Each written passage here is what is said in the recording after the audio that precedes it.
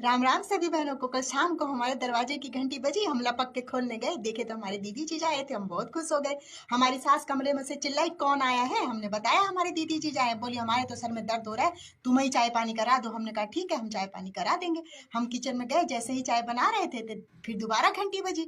हम फिर दोबारा लपक के खोलने गए, देखा तो हमारी ननद नंदोई आए थे। फिर हमारी बूढ़ा चिल्ला रही है कि अरे कौन आया है अब? हमने कहा तुम्हारी बेटी और दामाद आए हैं। हमारी बूढ़ा तो ऐसी उठ के खड़ी हुई कि हम आपको क्या बताएं, लपक के आके वो भी सोफे पे बैठ गई।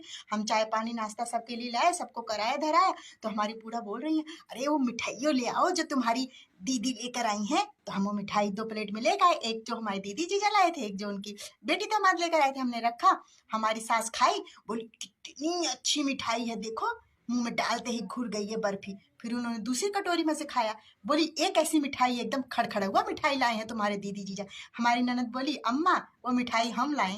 युग राम राज का आ गया शुभ दिन ये आज का, आ गया हुई जीत सनातन धर्म के घर घर भगवा लहरा गया। राम राम सभी बहनों को। अगर आपकी शादी फिक्स हो गई है या आपकी अभी नई नई शादी हुई है तो एक कोरे कागज पे पहले ही लिखवा के साइन करवा लीजिए कि हमको शादी के बाद यहाँ घुमाने लेके जाएंगे, वहां घुमाने लेके जाएंगे। पहले ही सब कुछ तय कर लीजिए, वरना शादी के बाद आपको रसोई से कमरा और कमरा से रसोई, छत से नीचे, नीचे से छत, यही करोगे। इधर कपड़ा सूखा गीला सुखाओगे, उधर उतार के लाओगे, फोल्ड करोगे, खाना बनाओगे, दिन भर बर्तन मांजोगे, यही घुमाना होगा। तो पहले ही आप जो है सतर्क हो जाओ, कोरे कागज पे। राम राम सभी बहनों को। कल हम दोपहर में बैठ के मूंगफली बाहर खा रहे थे धूप में, इतने में संगीता अपने ससुराल से मायके आई। हमने हाल चाल पूछा, बोली अच्छा है सब हाल चाल, हम छुट्टी मनाने आए हैं सर्दियों की। हमने कहा ठीक है, अच्छी बात है। हम अपने घर के अंदर आगे काम धाम करने लग गए। शाम तक हमारी सास के साथ बहुत जोरदार झगड़ा हो गया। झगड़ा भी ऐसा हुआ कि बहुत दूर तक आवाज जा रही थी। बाद में हमें भी एहसास हुआ कि इतना जोर से हमें झगड़ा नहीं करना था। अच्छा चलो, अब तो झगड़ा हो गया, जो बात निकल गई मुंह सब वापस कैसे आएगी। अब अगली सुबह संगीता हमारे घर में आई, बोली भाभी आपको इतना जोर से झगड़ा नहीं करना चाहिए। हमारा भी गुस्सा ठंडा हो चुका था, तो हमने भी कहा हाँ बात तो बच्ची सही कह रही है। थोड़ी देर बाद उसका मोबाइल बजा। हमने कहा किसका फोन है? बोली हमारे हस्बैंड का। हमने कहा स्पीकर पे डालो जरा, हम भी दामाद जी की आवाज सुन ले।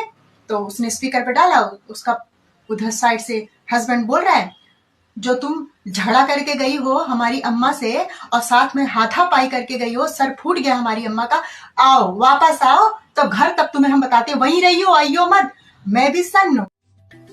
मकर संक्रांति के दिन अपनी पत्नी की फोटो पतंग पे चिपकाए और घंटों घंटों तक पत्नी को अपनी उंगली पे नचाए। राम राम मेरी सभी बहनों को। हमारे पड़ोस में जो नीता रहती है, जिसकी शादी फिक्स हो रखी है, वो आई हमारे पास शाम को।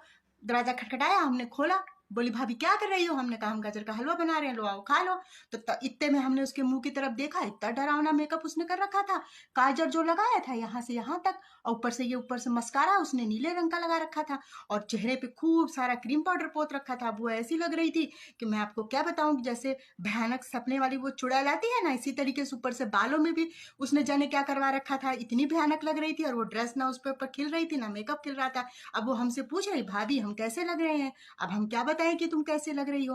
पहले हमने सोचा झूठ बोल के लड़की का मन रख देते हैं कि तुम बहुत अच्छी लग रही हो। फिर हमारी अंतरात्मा ने बोला नहीं, इसको सच्चाई बताओ, ये बिल्कुल भी अच्छी नहीं लग रही। हमने उससे सच्चाई कह दी। अब जैसे हमने सच्चाई कह दी, उसने रोना शुरू कर दिया और रोते रोते बोली, भाभी आज के बाद ना हम आपके घर में एक कदम नहीं रखे।